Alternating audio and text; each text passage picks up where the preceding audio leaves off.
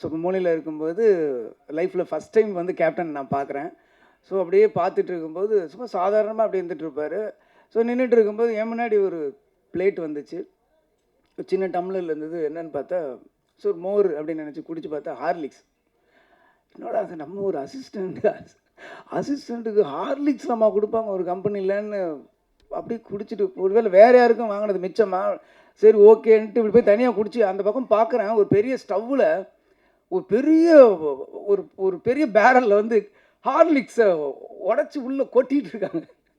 நல்லா ஊரில் ஹார்லிக்ஸ்னால் உடம்பு சரியில்லைன்னா வாங்கி கொடுப்பாங்க. அப்போ தான் அதையும் அப்படியே இந்த பக்கம் திரும்புறதுக்குள்ளே வீட்டில் இருக்கிறவங்க எல்லாரும் அப்படியே வாயில் போட்டு காலி பண்ணாங்க. வந்து ஹார்லிக்ஸ் வந்து ஒரு சினிமா கம்பெனியில் அதுக்கு முன்னாடி நான் கலைமணி சார்கிட்ட ஒரு 10 செட்டுக்கு போயிருக்கேன்.